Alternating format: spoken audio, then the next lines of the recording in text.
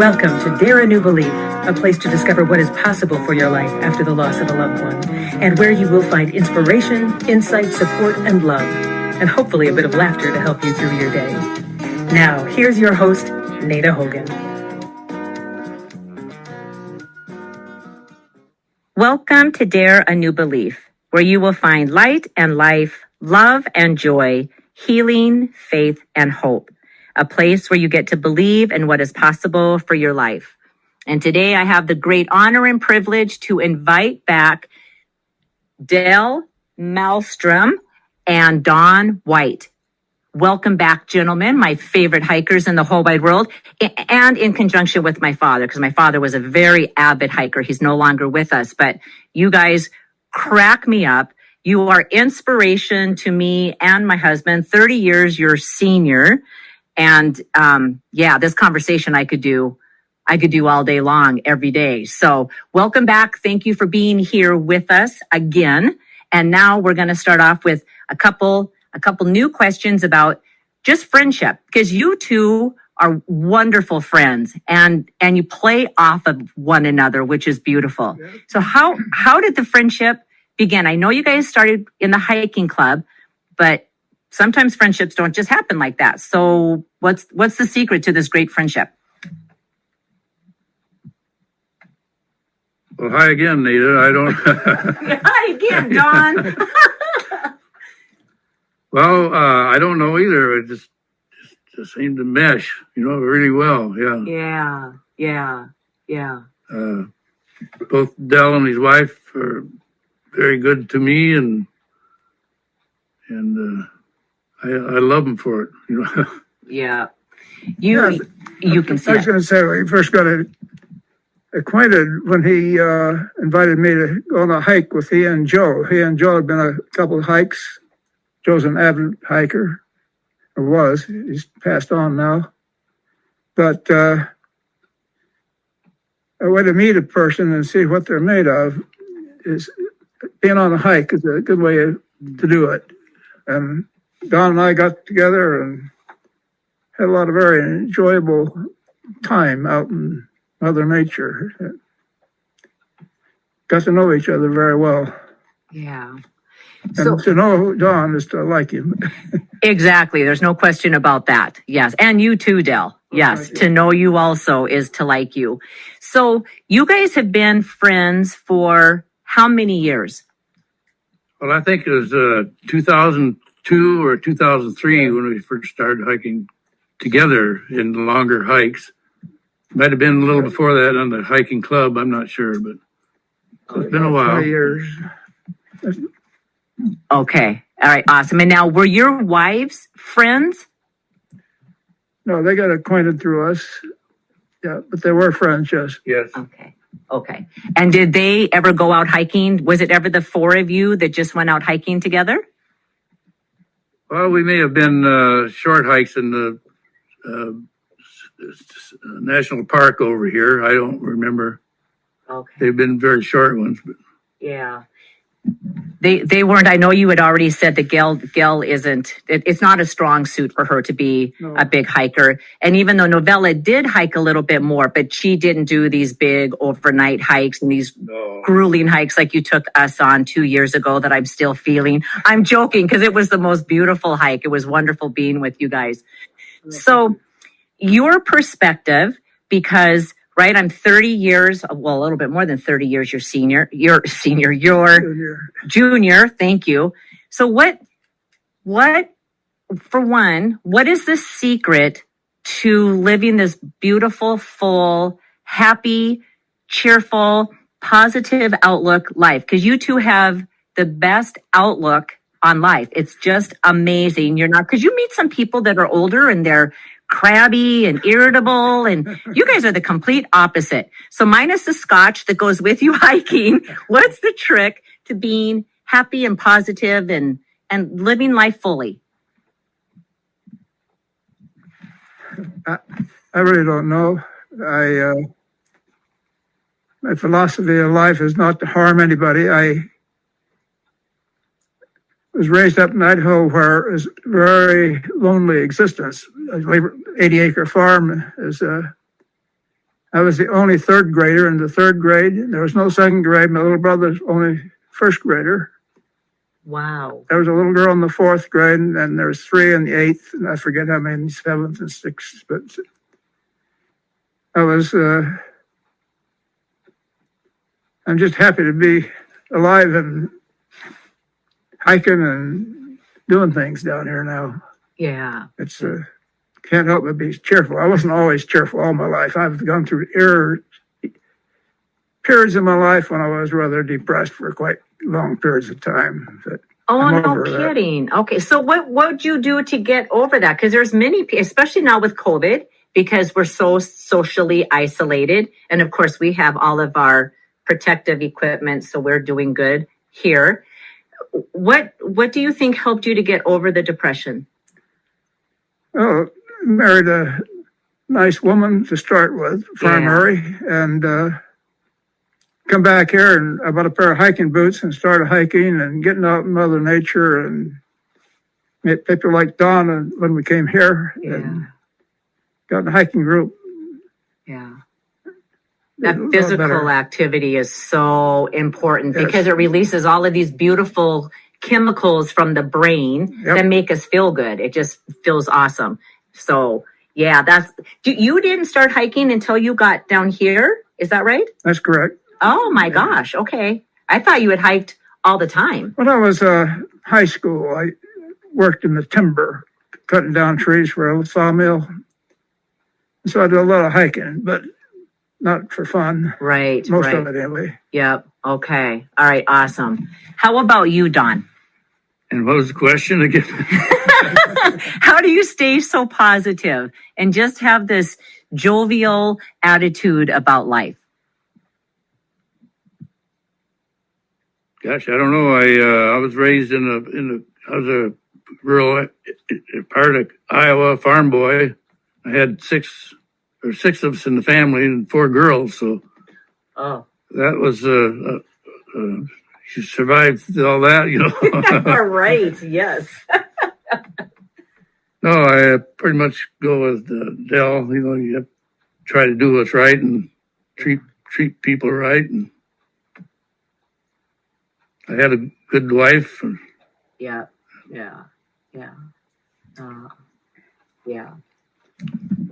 One thing that might surprise you is that I consider Don to be a conservative Republican, and I'm a liberal Democrat. But we don't talk about it much. Oh, you guys are great. I hope you could hear Don laughing in that too. That's fantastic. Oh, you guys are fabulous. So can you tell us just a little bit about your younger life? I know that, so you grew up in Idaho. Yes. And so when I have a tie to Idaho, that's where my kids were born.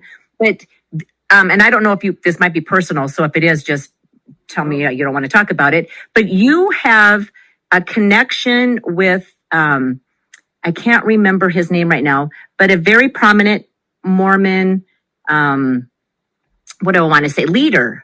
Is that right? Am I making things up? Was I drinking the scotch and forgot that I was drinking it? my great grandfather, my mother's grandfather, was he came across. He joined the church in Canada, and he came across the plains and spent a winter in winter quarters just outside of Iowa there. Oh. And then next year they came on up to Utah, and he was in the second train behind Brigham Young. He arrived in Utah in 1947. And once they got in Utah, they started practicing polygamy. My great-grandfather had 11 wives. Wow. And mother had more cousins and aunts and uncles that you could keep track of. Yeah. And then we moved to Idaho when I was about 2.5 years old. But I didn't know any of this until I read the book and whatnot. That Okay. we lived on this little farm, and I herd sheep for a year when I was in 7th grade, all summer long. It was a lonely life. Yeah. So So as soon as you graduated high school, did you leave that area in Idaho or did you stay a little bit longer? I went up at one of the canyons, about 28 miles, and worked on in the sawmill and cutting down trees for a logger. And then I worked on the Idaho atomic plant as a common labor for a little while that same year. And then I tried college and I dropped out. I hated school. Yeah. So I flunked the 4th grade after. I didn't think I was mentally capable of doing mental work. I eventually became an electrical engineer, but yeah. It was a eventful, slow-paced life. Yeah, which is good, right? Maybe. I guess it depends your perspective. It seemed slow to me. Yeah. So this is so interesting because so many times we take on a belief about ourselves that I'm not smart or I don't have the intelligence to be able to do school. If I can't get through, even if I have troubles in elementary school, then junior high and high school looks daunting, and then college, like not even thinking about it. So how did you, because you're an electrical engineer, you have some schooling and that takes some serious understanding. I eventually graduated from high school, and when I was working on the Hungry Horse Dam up in Montana, I was 19. I received my draft notice to go to the war. The Korean War was on, and I decided Navy sounded safer. I went down and joined the Navy, and they sent me to Memphis, Tennessee, to 28 weeks electronics school. Wow. And I came out 4th from the top of the class of 94 people. Wow. And it was the first time I ever competed successfully at a mental basis. And I thought, well, I'm not as dumb as I thought I was or something. And I was in a critical rate, electronics. And so every time I had time and service done, I went down and took the test, and they promoted me to another rank. Wow. And so I came out with first class sailor, but I've never been overseas, never gone on a ship. Yeah. Oh my goodness. That changed my life. The Navy changed my life. Yeah, in a very powerful and good way. Yeah. They don't owe me nothing, but I would like to get on the veterans. But I might do that someday. Yeah. Awesome. I love that story. I love when somebody doesn't think that they can do something and then they prove to themselves they can absolutely do it. So the coincidences here I love because my kids were born in Idaho. I lived there for a while. And then I was born in Montana. And right outside of the Hungry Horse Dam, I was born in Whitefish. So we have these great connections. And then Iowa, not that I've ever lived in Iowa, but we're next door neighbors. And actually, you're really close to the Minnesota border. And I don't know what we are, 60 miles off of the Iowa border. So we're really, truly, we're neighbors. I love the coincidences here. That was Dawn. You can't see who I'm talking to. It's Dawn I'm talking to. So Dawn, how about you? How was your upbringing? What was your childhood like? Well, like I said, I was born and raised on a farm, and always had chores to do and hard work. And but we had fun doing it. Yeah. And I remember when I was in high school, I'd been reading about Lewis and Clark adventure, and another friend of mine, made a little money during the summer working for neighbors, and we decided we'd take a little trip and go west. I love it. And we had enough money to get to Black Hills. And by the time we got there, we had a little money left over, so we decided, well, let's go to Yellowstone. So we got out there, and first thing you know, we headed down for Salt Lake and back home, and we were actually 2 days late to get before school started. We were my mother was kind of upset about it. But yeah. And then after high school, of course, every young man at that time had the draft looking at him, and after a year or so, a friend of mine got draft notice, and I went down and enlisted to be, I don't know why I did anyway. Yeah. I ended up overseas in Korea for a while. Yeah.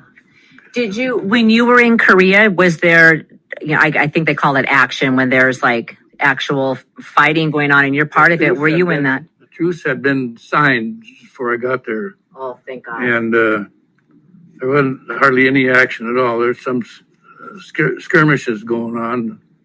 So, Don, we had a little computer glitch there. So we left off in Korea. You were in Korea. You didn't see any action there. You came back to the United States. And when you were back over here, you met your wife, even though you had you were in Sunday school with her. Did you guys go to high school together too, or no? Same high schools, yes. Same high school and Sunday school. And then but you didn't date when you were in high school. Correct. Yeah. Okay. And then you came back, you went back to your hometown, and that's where you and Novella somehow started dating. Yeah, she started giving me the eye, And Oh, I love it.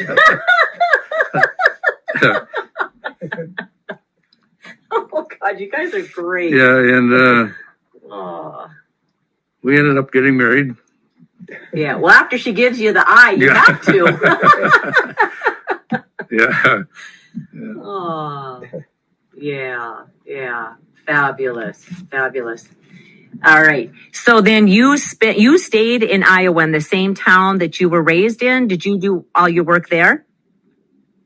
Well, I worked at a cement company in Mason City, which is 10 miles from me.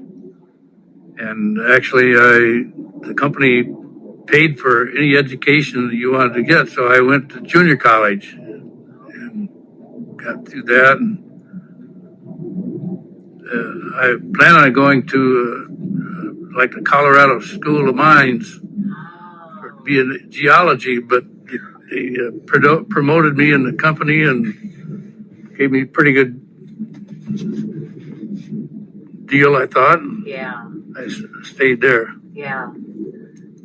Okay, so the coincidences, because I love coincidences. So anybody who listens to my podcast knows I always have to share a coincidence. So first we have Idaho, and we're neighbors, and Montana. And my father went to school to be an accountant, but his dream was to be a geologist. He wanted to study in the School of Mines. I believe at that time it was in Bozeman, and he wasn't able to just because of financial situations. So then he took the next schooling that he could take to be able to, support himself.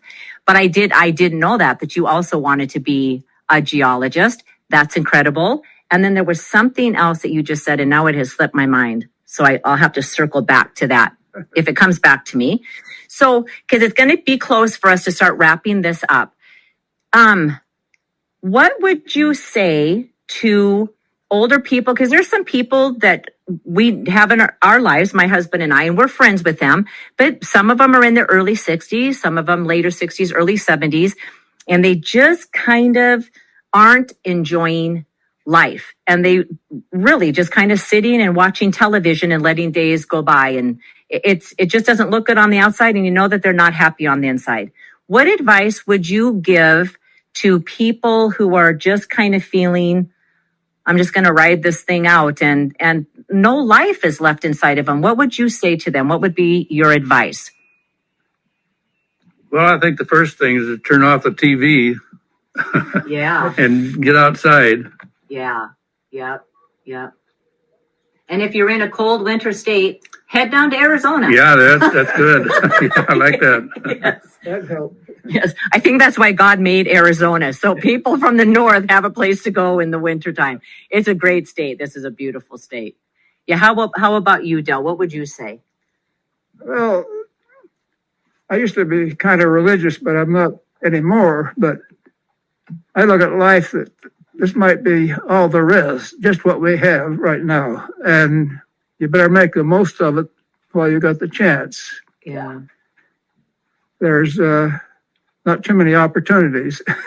Yeah. And if you just get out and do something, even if it's not real big, work up to bigger things and accomplish more, get out and meet people and try to get interested in city government or school systems or whatever floats your boat. And Yeah. try to enjoy life. Try to expand your view, Yeah. I think. Yeah. Yeah. Absolutely. I'm in complete agreement. And I have to tell you, you two are, I told you this the first time we went for a hike, that you are absolutely role models. And you are such, we talk about, your name comes up more often than you would ever believe just in a regular week. Your name comes up often. And I truly believe that people are put on our path for a purpose, for a reason. So it makes me want to cry how sweet you guys are. So before I do cry, I want to tell both of you, thank you. You are so special. You're just special. So Thanks a lot. yeah. Pleasure. Yes. Thank you. Thank you. And the pleasure is all mine. And I know that this wasn't an easy thing for you guys to sit down and do this crazy podcast stuff, but I'm truly grateful. I got a little nervous. Yeah. But you pulled through. You did awesome, both of you. You just did awesome. So thank you so much. And is there anything you want to say to the people before we sign off? Not that I can think of.